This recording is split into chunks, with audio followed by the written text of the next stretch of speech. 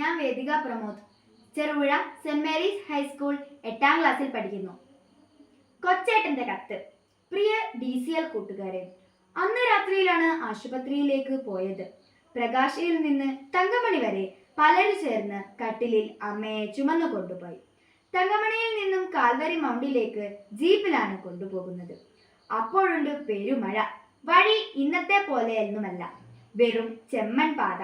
മഴ പെയ്യുമ്പോൾ ചളി കുഴഞ്ഞ മൺപാതയിലൂടെ ജീപ്പ് കയറ്റം കയറാൻ കൂടെ വന്നവർ ജീപ്പിൽ നിന്നിറങ്ങി തള്ളും. അങ്ങനെ 2-3 കിലോമീറ്ററുകൾ പെരുമഴയത്ത് വണ്ടി തള്ളിയാണ് കാൽവര മൗണ്ടിയിൽ എത്തിച്ചത്. അവിടെ നിന്ന് കട്ടപ്പന സെന്റ് ജോൺസ് മിഷൻ ആശുപത്രിയിലേക്ക് പറന്നു. അവിടെ എത്തിയപ്പോഴേക്കും അമ്മച്ചിക്ക് പ്രഷർ കൂടി ശരീരം കോച്ചിപ്പോയി. 2 മണിക്കൂർ കൊണ്ട് മുണ്ടക്കയം മെഡിക്കൽ ട്രസ്റ്റ് ഹോസ്പിറ്റലിൽ എത്തിച്ചാൽ ചിലപ്പോൾ അമ്മയും കുഞ്ഞും മരിക്കില്ല. പിന്നെ ദൈവം തമ്പുരാനെ എന്ന് വിളിച്ചൊരു പോക്കാണ്. അന്ന് KK റോഡ് ഇന്നത്തെ പോലെയല്ല. വളവും തിരിവും കുണ്ടും കുഴിയും, വീതി തീരെ കുറവും. അങ്ങനെ പറന്നു പോകുമ്പോൾ അമ്മയുടെ ബോധം പോയി. എല്ലാവരും ജീപ്പിലിരുന്ന് നിലവിളിച്ചു, കൊന്ത ചൊല്ലി പ്രാർത്ഥിച്ചു. ഒരു വളവ് തിരിഞ്ഞപ്പോൾ അതാ ഒരു വലിയ പാണ്ടിലോറി വലിയ തടികളുമായി ഇഴഞ്ഞിഴഞ്ഞു നീങ്ങുന്നു. ജീപ്പിന് ഓവർടേക്ക് ചെയ്യാനും ആവുന്നില്ല. ആകെ ടെൻഷൻ, കൂട്ടക്കരച്ചിൽ. കുറെ കഴിഞ്ഞാണ് ഒരു കേറിപ്പോകാൻ പറ്റിയത്. അങ്ങനെ ഒരു തരത്തിൽ മുണ്ടക്കയെത്തി. അവസാനം ഓപ്പറേഷൻ കൂടാതെ പ്രസവം.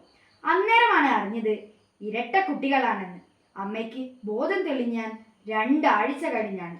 പ്രിയ കൂട്ടുകാരെ, ഇത്രയും വായിച്ചപ്പോൾ ഇതെന്തു കഥയാണ്, ഇതാരുടെ കഥയാണ് എന്ന് നിങ്ങൾക്ക് തോന്നിയേക്കാം. എന്നാൽ ഇത് മറ്റാരുടെയും കഥയല്ല, ഇത് എൻ്റെ പിറന്നാൾ കഥയാണ്. ഓർമ്മ വെച്ച കാലം മുതൽ ഏതാണ്ട് കഴിഞ്ഞ 50ലേറെ വർഷങ്ങളായി ഞങ്ങളുടെ അച്ചാച്ചനും അമ്മച്ചിയും എല്ലാവരും പിറന്നാൾ ദിനത്തിൽ ഞങ്ങളോട് പറഞ്ഞിരുന്ന പിറന്ന നാളിന്റെ കഥയാണിത്.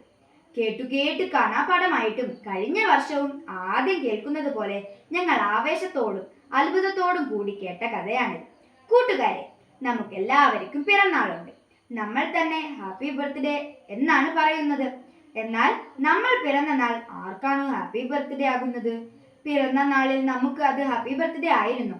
എന്നിട്ടും നമ്മൾ ചീവീട് കരയുന്നത് പോലെ നീണ്ട വായിൽ നിലവിളിക്കുകയായിരുന്നില്ലേ? പിറക്കുന്ന കുട്ടി കരയണം. കരഞ്ഞില്ലെങ്കിൽ ആരോഗ്യ പ്രശ്നമുണ്ടാകാൻ സാധ്യതയുമുണ്ട്.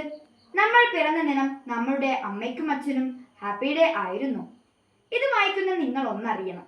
നിങ്ങൾക്ക് ഇന്ന് ഹാപ്പി ബർത്ത്ഡേ എന്ന് വിളിക്കുന്ന നിങ്ങൾക്ക് ഓർമ്മയില്ലാത്ത ആ ദിവസത്തിന് ഒരു കഥയുണ്ട്. ചിലപ്പോൾ നിങ്ങളുടെ പപ്പയും അമ്മയും നിങ്ങളോട് പറഞ്ഞിട്ടുണ്ടാകാം, ചിലപ്പോൾ നിങ്ങൾ കേട്ടിട്ട് പോലും ഉണ്ടാകില്ല.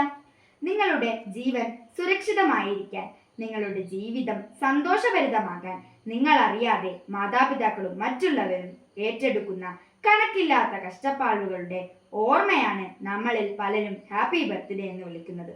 വളരുമ്പോൾ നമ്മൾ പിറവി നൽകുന്നവരെ മറന്നേക്കാം, എന്നാൽ അവർ മറക്കില്ല.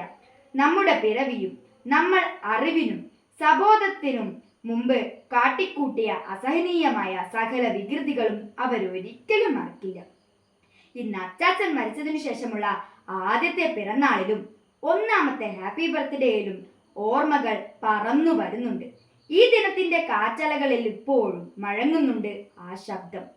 ജനനത്തിന്റെയും ജീവിതത്തിന്റെയും കഥകൾ ഇന്നും തന്നെ ചോദിച്ചറിയാൻ തുടങ്ങുക. അത് കേൾക്കാൻ സമയം കൊടുക്കുക. അപ്പോൾ നിങ്ങൾ അറിയും നിങ്ങൾ എങ്ങനെ ഇന്നത്തെ നിങ്ങളായെന്ന്. ആ അറിവാണ് മക്കളെ ജീവിതത്തിന്റെ നിലവ്. ആശംസകളോടെ സ്വന്തം കൊച്ചേട്ടൻ.